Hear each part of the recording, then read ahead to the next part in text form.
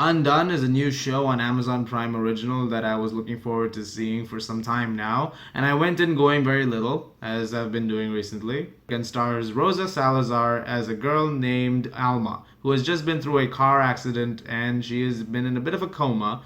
And she's woken up after a few weeks of it, and she realizes things are a little weird. There seems to be all sorts of reality bending things that are happening around her. She can't seem to make sense of what's real and what's not. And on top of that, she can see her father, who died many years ago in a car accident, who is trying to figure out as to what happened with his accident, as well as her trying to figure out how she plays a role in all of this. This show was made with what is known as rotoscopic animation. If you don't know what that is, it's basically something is shot very similarly like this in live action and then is animated over. The best example of this is a film called A Scanner Darkly that came out in 2006, directed by Richard Linklater, which if you've not seen, it's a pretty good movie, but it was one of the pioneer examples of animation of that sort.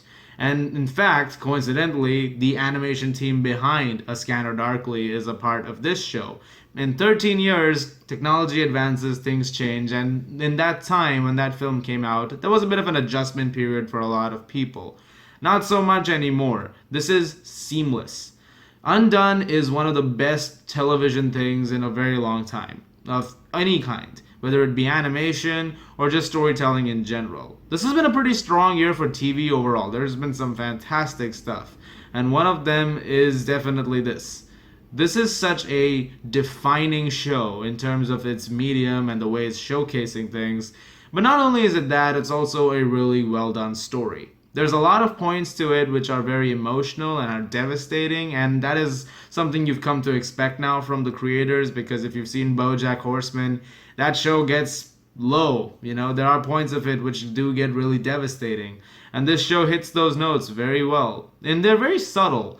It plays its emotional beats just at the right amount of time and in the right places, so as to not overburden you with a bunch of moments where you're just like, all right, this is a very sad moment. It plays the cards just right, and it combines it with moments of dark comedy or just comedy in general to lighten it, as well as give you some moments where you're just sitting with the characters and having conversations. The balancing of tone throughout the entire season is honestly a work of genius. It never overstays its welcome at any point in time during its 8 episodes, 30 minutes each runtime, which is fantastic. And this is coupled with a bunch of terrific performances, particularly by Rosa Salazar and Bob Odenkirk. And honestly, if this was a film, Rosa Salazar would be in my top 2 picks for Best Actress this year. Her performance is magnificent. It's one of the best things I've seen this year. She has so much on her plate in this entire season. There's so much that she needs to work with at different times and different moments. She's constantly sifting through emotions because there's so many different realities and so many things to keep in check. And the fact that she does it so incredibly well and plays this character so freaking brilliantly, it is something that really needs to be praised. Her performance is honestly career defining. And Bob Odenkirk is always great. I really love him in pretty much everything he's in.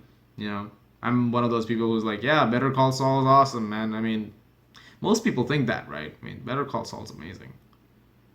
Just checking. But going back to the writing for a moment, it's just so well balanced.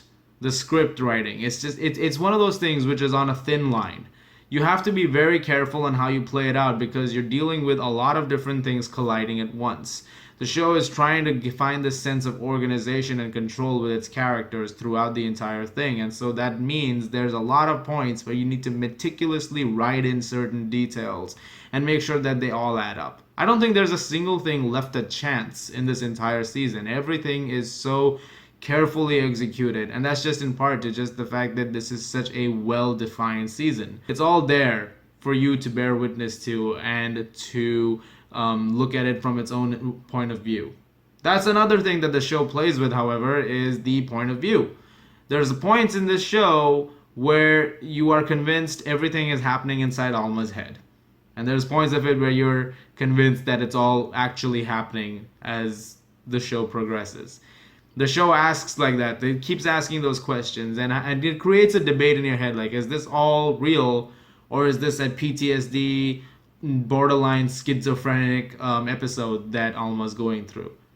And in that, the interpretation of what's finally like how it starts to wrap up, it comes to the audience member. Are you someone who is on board with everything that's going on? Are you someone who is clearly understanding of it all, or are you someone who's starting to see the big another picture later on and is thinking, oh, maybe not so?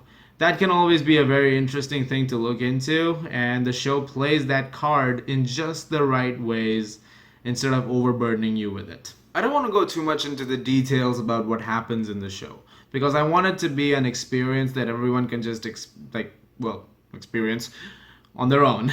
And I don't want to give too many plot details away because of that, or I don't even want to give away any details for that matter. Just the brief synopsis.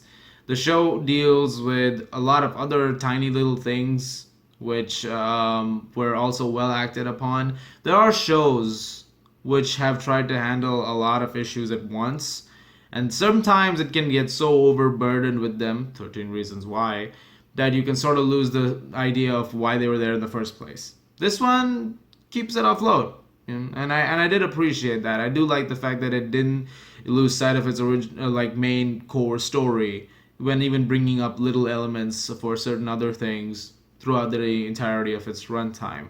There's no discernible flaw I even have with this entire season. It's kind of hard to find one.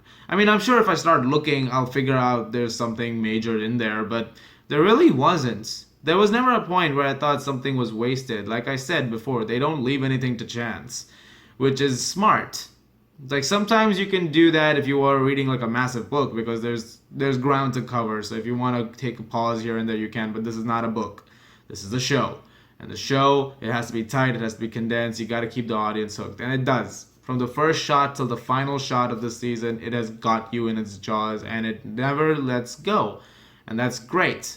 That is brilliant television. This is one of the best shows I've seen this year. One of my favorites. And I really hope everyone checks it out. It's just, there's so many great elements to it. It's revolutionary in terms of its animation. I can't wait to see what recognition it gets for that. But of course, everything else surrounding it, which make up the whole crux of the show, all of that, remarkable stuff. And really, I cannot stress enough how good Rosa Salazar is in this. This is fantastic. Her performance is just so good. That is the sole reason you should just watch this season, just for that. Beyond that, all I can say is just see it immediately, as soon as possible. I'm going to give Undone Season 1 an A+.